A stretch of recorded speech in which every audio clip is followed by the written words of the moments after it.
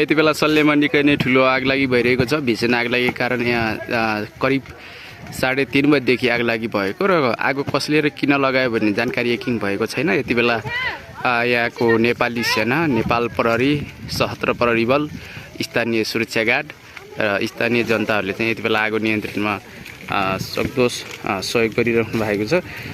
यति बेला बाक्लो सङ्ख्यामा स्थानीय प्रशासन, स्थानीय जनता र यहाँको सुरक्षाकर्मी, नेपाल प्रहरी, नेपाली सेना, नेपाल सशस्त्र प्रहरी बल लगायतको टिमले चाहिँ आगो नियन्त्रणमा लिने प्रयास गरिरहेको छ र आगो चाहिँ सल्ले विमानस्थलदेखि करिब 1 किलोमिटर अगाडि रुकुम मुसिकोटको नयाँ बस पार्क जाने बाटोको माथितर्फको जङ्गलमा चाहिँ यति बेला भीषण आगलागी भइरहेको छ। आगो कसले र किन लगायो भन्ने अहिलेसम्म यकिन विवरण आउन बाँकी छ। यति बेला नेपाली सेना, नेपाल सशस्त्र प्रहरी बल, नेपाल प्रहरी र यहाँको स्थानीय सुरक्षाकर्मीहरू लगायत यहाँको स्थानीय टोलीले चाहिँ आगो नियन्त्रणमा लिने प्रयास गरिरहेको छ र यहाँ पानीको अभाव र स्थानीय स्रोत साधनको कमीका कारण आगो अहिलेसम्म नियन्त्रणमा आएको छैन। करिब आधा घन्टा लगभग समथिङ आधा घन्टा भइसक्दा पनि धेरै क्षति भइसकेको र अहिलेसम्म कुनै पनि ठाउँबाट आगो नियन्त्रण गर्न सकिएको छैन। अहिले चाहिँ बस्तीको आसपासमा धेरै बाक्लो मात्रामा सुरक्षाकर्मीहरू तैनात भएको छ, किनभने त्यहाँ बस्तीमा आगो नपसोस् भनेर चाहिँ अहिले यहाँको प्रशासन र यहाँको स्थानीय जनताले चाहिँ आगोलाई नियन्त्रण गरिराख्नु भएको छ।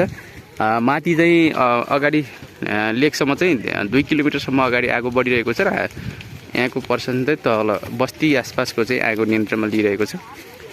यहाँको स्थानीय